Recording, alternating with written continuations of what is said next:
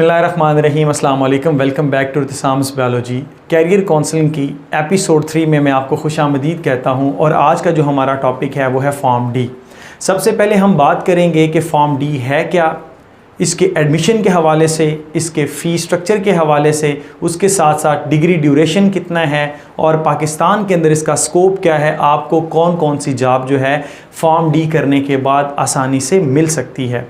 तो जब भी हम MBBS के बाद सोचते हैं अगर हमारा MBBS के अंदर एडमिशन नहीं हुआ तो हमें क्या करना चाहिए, बहुत सारे स्टूडेंट्स के लिए ये क्वेश्चन मार्क आ जाता है कि now what we have to do next. तो यहाँ पर बहुत सारी ऑफ़र्स बच्चे के सामने आती हैं, बहुत सारे जो हैं वो प्रोग्राम सामने आते हैं, लेकिन उसमें से राइट प्रोग्राम को चूज़ करना बच्चे के लिए चैलेंज होता है। अगर आपका MBBS के अंदर नहीं हुआ तो आपको पता है जिस बंदे से भी आप बात करेंगे वो आपको BDS का मशवरा देगा MBBS के बाद, या फिर वो आपको DPT का मशवरा देगा, उसके साथ साथ DVM का देगा एंड D फार्मेसी का देगा। अगर मैं अपने मुताबिक इसकी रैंकिंग करूं तो मैं कहता हूं फर्स्ट पे आपके पास MBBS आता है, सेकंड पे BDS, थर्ड पे आपके पास फॉर्म डी आता है, क्योंकि इसका पाकिस्तान के अंदर बेहद स्कोप है। और जिस वजह से मैंने इसको थर्ड नंबर पे दिया है उसकी रीज़न ये है क्योंकि ये जो डिग्री है फॉर्म डी ये रिकॉग्नाइज होती है पाकिस्तान फार्मेसी काउंसिल से। अगर आप बात करते हैं DPT की तो उसके लिए कोई अभी तक काउंसिल नहीं बनी। वो कोई भी इदारा, कोई भी इंस्टीट्यूशन, चाहे वो छोटा कॉलेज है, बड़ा कॉलेज है, वहाँ पर आजकल DPT करवा रहे हैं किसी भी यूनिवर्सिटी से एफिलिएशन लेकर। उसके बाद हम बात करेंगे कि जो आपके पास फॉर्म डी है जिसको आप डॉक्टर ऑफ फार्मेसी बोलते हैं, इसके अंदर होता क्या है और स्टूडेंट इसके अंदर लर्न क्या करता है। याद रखें डॉक्टर ऑफ फार्मेसी आपको यहीं से पता चल रहा है, फार्मेसी इट्स मीन कि कहीं ना कहीं अद्वियात यानी कि मेडिसिन के साथ ये लिंक्ड है।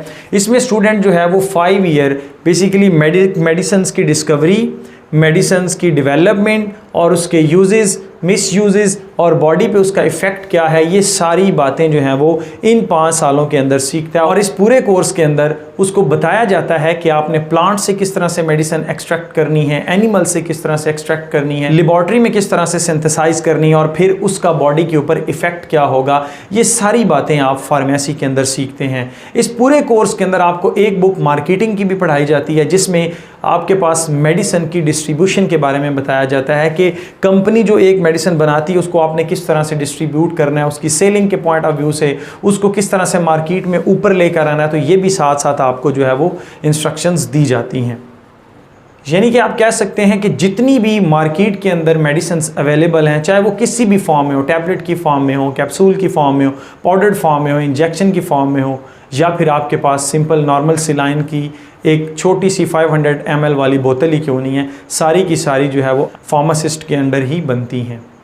उसके बाद हम बात करेंगे कि फॉर्म डी यानी कि डॉक्टर ऑफ फार्मेसी का पाकिस्तान के अंदर स्कोप क्या है और किन किन जॉब्स के अंदर जो है वो बंदा सेटल हो सकता है आसानी के साथ। तो याद रखें सबसे पहले हम गवर्नमेंट की बात करेंगे। गवर्नमेंट सेक्टर के अंदर हॉस्पिटल फार्मासिस्ट जो है 17 की एक सीट होती है, उसमें ये जो फार्मासिस्ट होते हैं जिसने D फार्मेसी की हुई है वो कंपटीशन का एग्ज़ाम दे के उस पर जो है वो लग सकते हैं। उसके साथ साथ जो हैं आपके पास ड्रग इंस्पेक्टर, वो भी कंपटीशन का एग्ज़ाम देने के बाद ड्रग इंस्पेक्टर की सीट्स आती हैं, वो भी फार्मासिस्ट जो होते हैं यानी कि जिन्होंने डॉक्टर ऑफ फार्मेसी की होती है, फॉर्म डी किया होता है, वो भी इन सीट के लिए एलिजिबल होते हैं और यही बनते हैं। उसके बाद जो मेन है, अगर आपका बिज़नेस माइंड है तो आप फार्मेसी बना सकते हैं। पाकिस्तान के अंदर सबसे अच्छा बिज़नेस सिस्टम जो चल रहा है वो फार्मेसी का ही है। उसके साथ साथ आप किसी भी फार्मास्यूटिकल इंडस्ट्री के अंदर एज ए फार्मासिस्ट काम कर सकते हैं कि मेडिसिन किस तरह से बनानी है, उसके बॉडी के ऊपर इफेक्ट्स क्या हैं, लाइक दिस, जैसा कि मैंने आपको बताया। और लास्ट पे हमारे पास बचता है क्लिनिकल फार्मासिस्ट।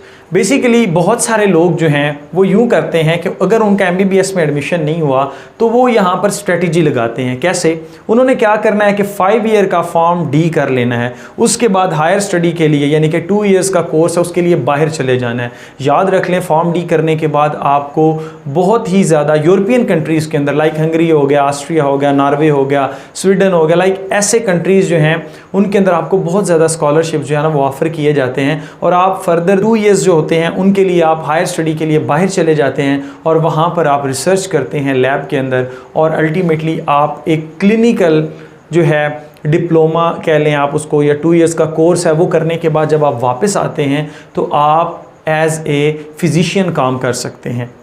फिजिशियन जैसा कि मैंने आपको बताया है कि MBBS होते हैं, वो भी एक फिजिशियन होता है। तो यहाँ पर आपने वाया बेसिकली डी फार्मेसी के बाद आपने क्या किया है, 2 इयर्स का कोर्स करने के बाद आप फिजिशियन में आप हार्ट के फिजिशियन बन सकते हैं, आप लंग्स के फिजिशियन बन सकते हैं, आप नेफ्रोलॉजिस्ट बन सकते हैं। उसके बाद आप डॉक्टर ऑफ मेडिसिन करने के बाद अपना क्लिनिक खोल सकते हैं और अपनी प्रैक्टिस कर सकते हैं एज लाइक MBBS। तो अब बताएं मुझे कौन कहता है कि इसका स्कोप नहीं है, बस आपको रास्ता दिखाना था, अब आपने इस पर अमल करना है।